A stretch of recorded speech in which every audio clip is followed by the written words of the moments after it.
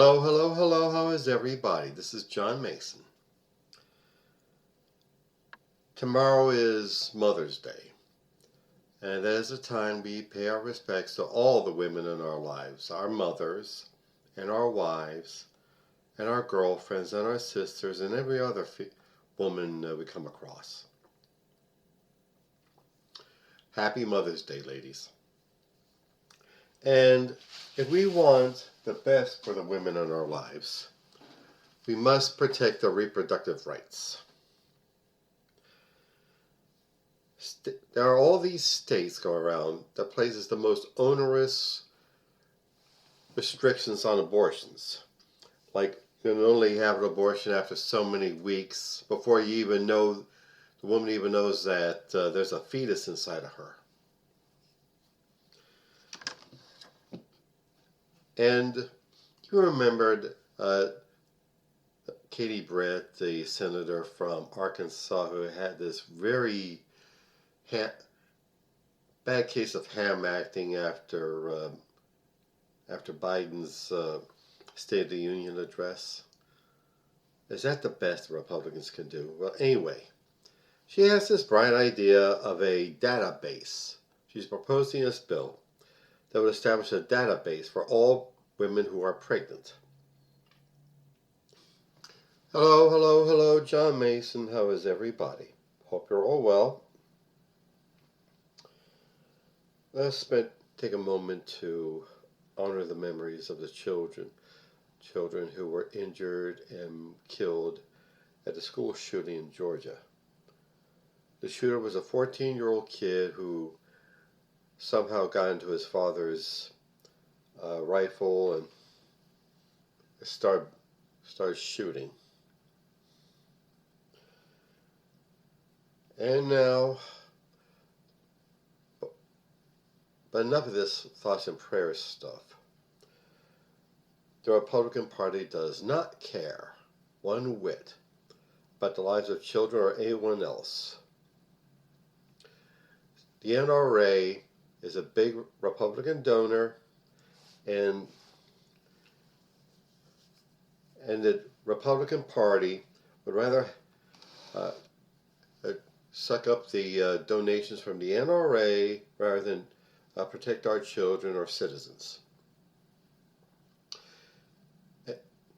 And it's gotten, and they're so indifferent. Like J.D. Vance, the genius vice presidential pick of Donald What's-His-Face, has said as something we have to get used to.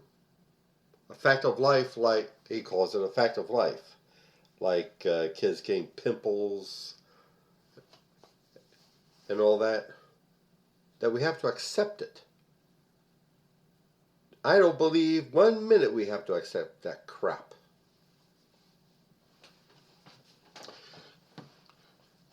That, my friends, is where the Republican Party's head is at.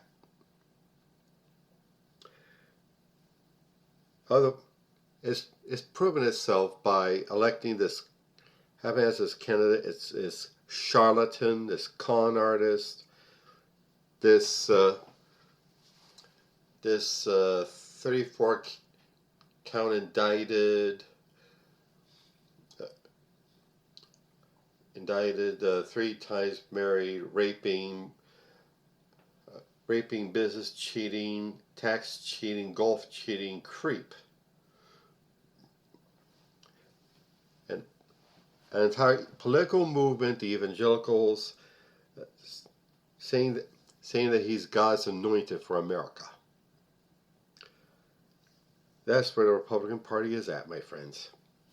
And what makes it interesting is that now, lately, Trump's been outright admitting that he lost the election in 2020. At a Moms for Liberty event, Trump admitted that he lost the election, quote, by a whisker. 7 million votes. Biden led Trump in the popular vote by 7 million votes. Pretty big whisker. And now there's some far-right elements in this country who understand that Trump has been conning them and using them and manipulating them. They realize they campaigned for him for nothing, rampaged and ransacked the Capitol for nothing, went to prison for him for nothing. That is the nature of Trump and the Republican Party. So, what are these far-right elements who understand that Trump betrayed them are going to do for the election? Maybe they should just sit out the election, knowing their guy's not going to win. Hint, hint. Or maybe they'll find another messiah that they'll follow. And our genius ex-president spoke before the Economic Club of New York. Not economists, but just some rich guys getting together to talk about doing nothing. Anyway, and Trump was asked about what his plans are for health care. No, child care, specifically child care. And he goes off and is rambling, babble about Marco Rubio and Ivanka and tariffs and imports, and just for 2 minutes. Not addressing at all the issue of health, child care.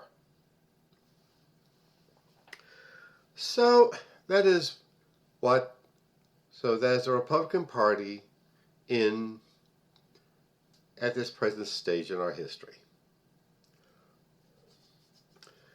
And one hopeful sign of the decline of the Trump campaign is that the Trump campaign has closed all its offices in New Hampshire. And I look forward to the Trump campaign closing its offices in other states in the nation, knowing that damn well their guy's not going to win, knowing it's a lost cause, knowing that Kamala Harris is going to trounce them. Other states, say Pennsylvania. But let's not get overconfident.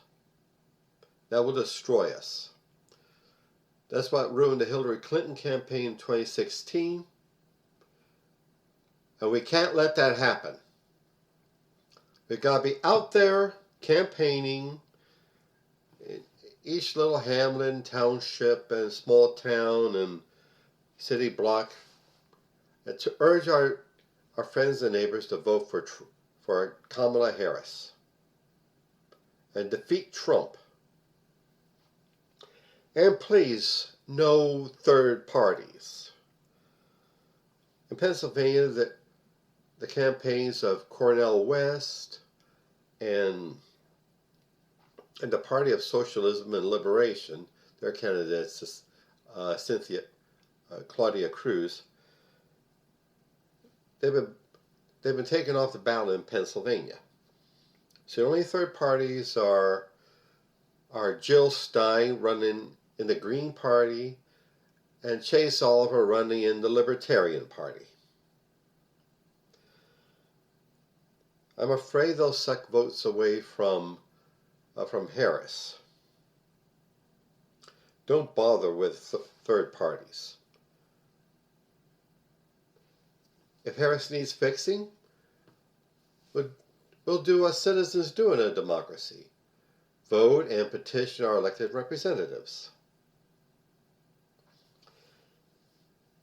I urge you to vote November 5th.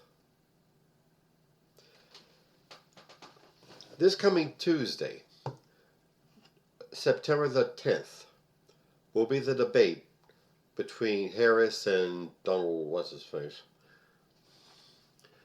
broadcast over ABC. I urge you to watch. Get together with your friends, your neighbors,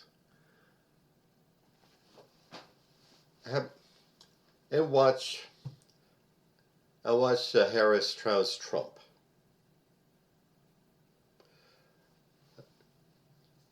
And the Harris campaign is counting on Trump to say something stupid, which is what he's good at, so as to make him look bad. But still, get out there and campaign and vote. Alrighty then, I'm done with my tirade, and now advertisements. All this work I do is work, be it this podcast or my blog or my YouTube channel, my fiction, my poetry, work, all work. So, I need to be paid for it. I shell out money to get on these various systems. And it costs money. It costs serious money. So I would also like to pay for these expenses and move it to a higher level. All this work to a higher level. Therefore,